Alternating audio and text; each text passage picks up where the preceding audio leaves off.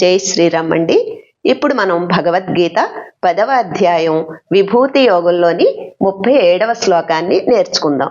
ఈ శ్లోకాన్ని చిన్న చిన్న పదాలుగా చేసి నేను 2 సార్లు చెప్తానండి. మొదటిసారి మీరు విని రెండోసారి నాతో పాటు చెప్పండి. వృష్ణీనాం వృష్ణీనాం వాసుదేవోస్మి వాసుదేవోస్మి పాండవానాం పాండవానాం ధనంజయః ధనంజయః మునీనా మునీనా మప్యహం మప్యహం వ్యాసః వ్యాసః కవీనా కవీనా ముసనా ముసనా కవిః కవిః. ఇప్పుడు మళ్ళీ వృష్ణీనాం వృష్ణీనాం వాసుదేవోస్మి వాసుదేవోస్మి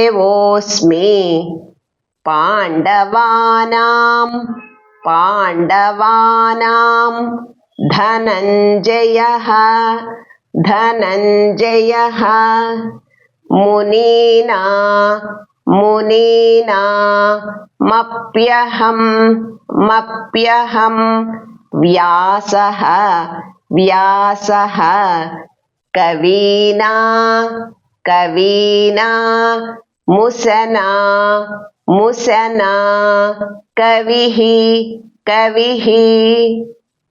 ఇప్పుడు ఈ శ్లోకాన్ని ఒక్కొక్క లైను నేను 2 సార్లు చెప్తానండి. ఇది కూడా మొదటిసారి మీరు విని రెండోసారి నాతో పాటు చెప్పండి.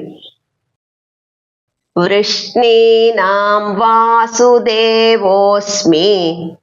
వృష్ణీనాం వాసుదేవోస్మి పాండవానాం ధనంజయః పాండవానాం ధనంజయః మునీనామప్యహం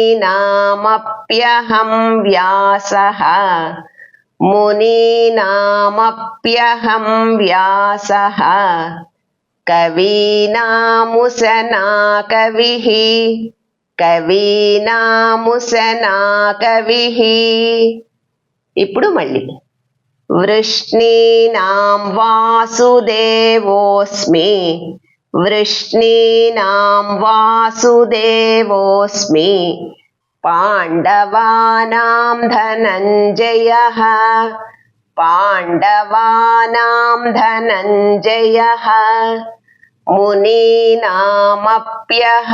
వ్యాసః మునీనామప్యహం వ్యాసః కవీనాముసనా కవిః కవీనాముసనా కవిః.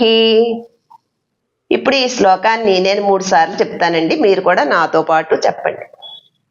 వృష్ణీనాం వాసుదేవోస్మి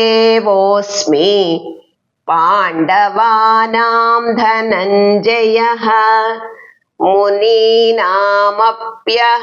వ్యాసః కవీనాముసనా కవిః. వృష్ణీనాం వాసుదేవోస్మి